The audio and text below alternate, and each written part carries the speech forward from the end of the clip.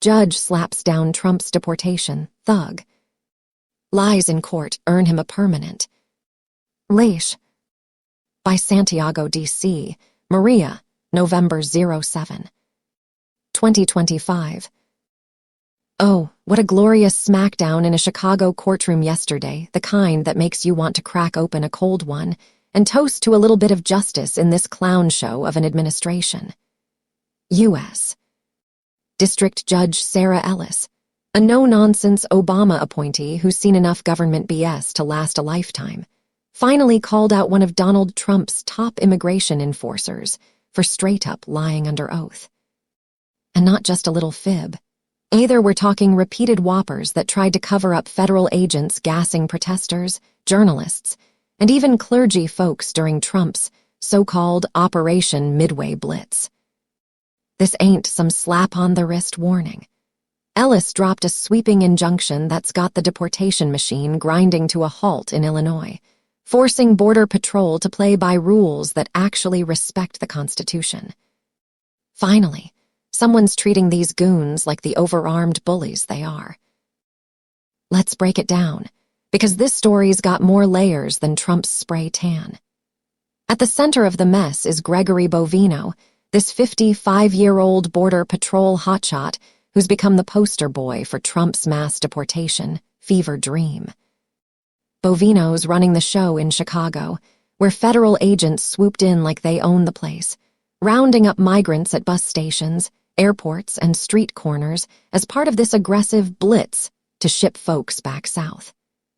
Protests erupted as they should, with everyday Chicagoans, activists, reporters, and yes, even priests and pastors hitting the streets to shout down the raids.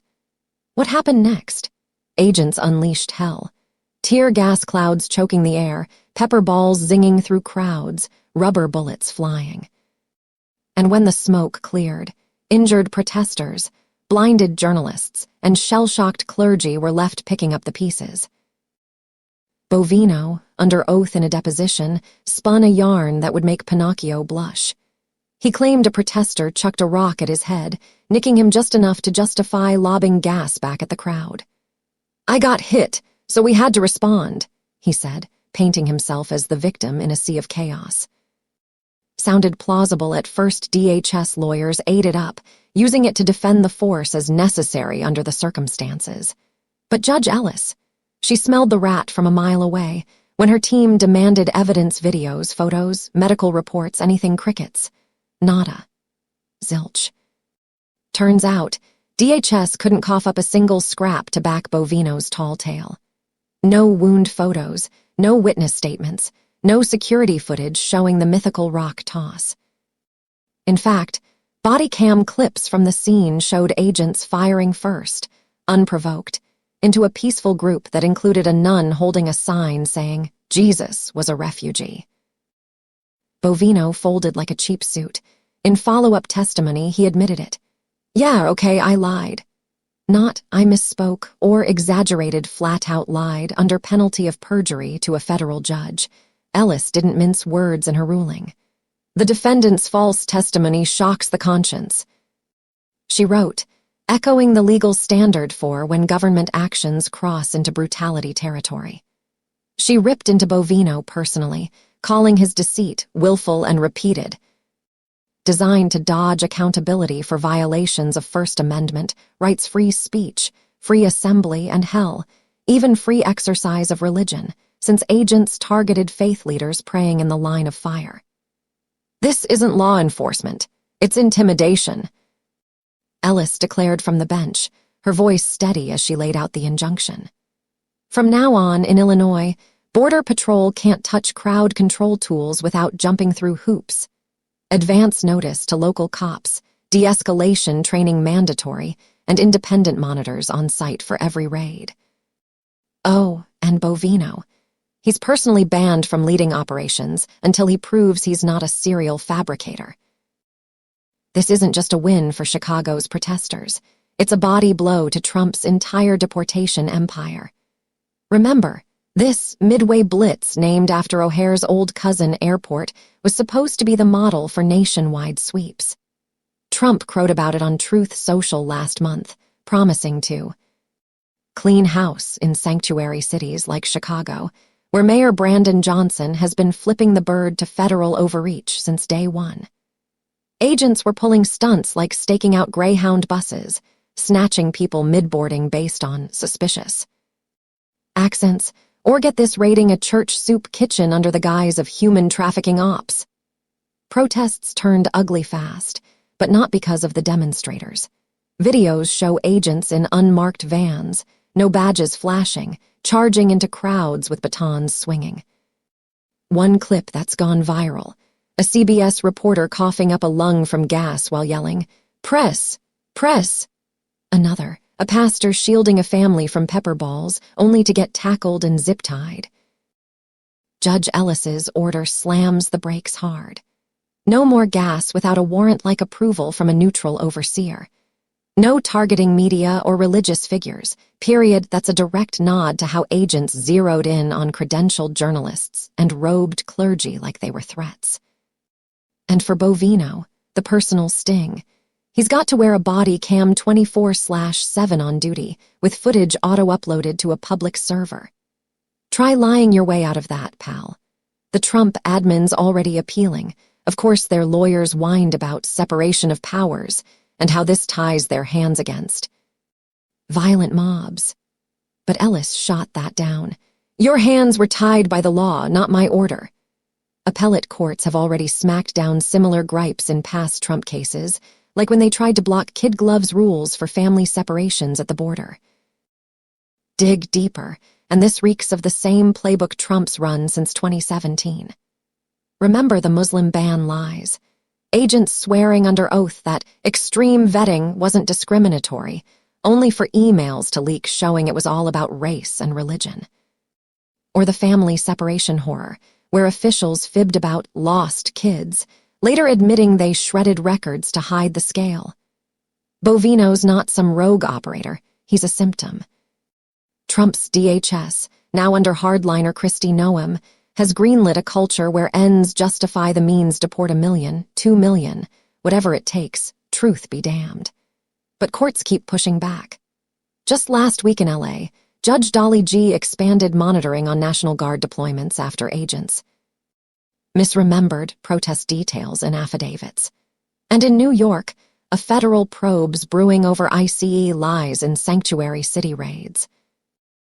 What gets me fired up and should get every American with a pulse is how this hits the vulnerable hardest. These aren't illegals in some abstract sense. They're cooks, nannies, farm workers, neighbors who have built lives here, fleeing gangs or poverty back home. Chicago's immigrant communities are terrified. Kids skipping school, workers ghosting jobs, families splitting up overnight. Protesters aren't Antifa phantoms.